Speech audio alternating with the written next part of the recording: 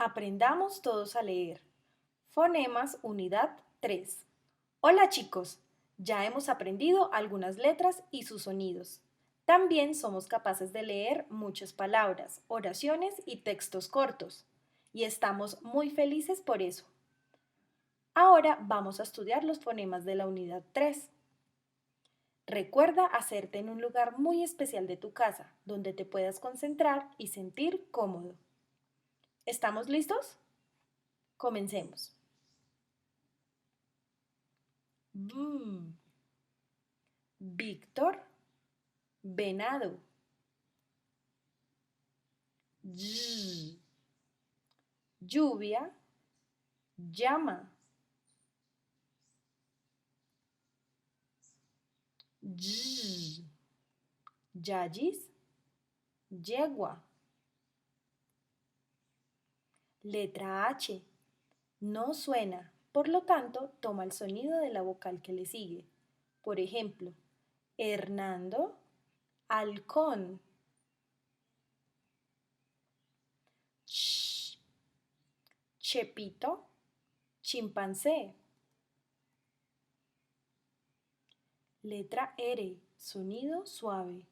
R, armadillo, amoroso. Letra R, sonido fuerte. R, Ramón, ratón. G, ga, go, gu. Gabriela, garza.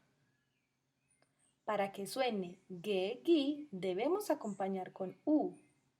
Ge, gui. Guillermina, águila. Muy bien. Ahora vamos a leer estas oraciones juntos.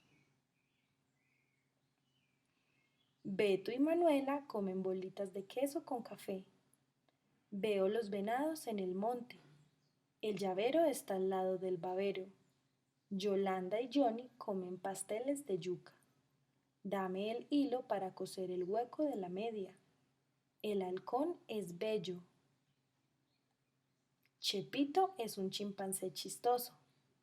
China la pantera casi se come a Checho. A Pedro se le cayó la arepa a la arena. Ramón el ratón ruidoso. Enrique lleva a sus perros en la carreta. La manguera está goteando. El águila vuela alto. Las arepas se comen con guiso de tomate. Miguel tiene un amigo que vende gallinas, gallos y gusanos. Muy bien, excelente. Recuerda que en el cuadernillo del estudiante hay más ejercicios de lectura para que practiques en casa.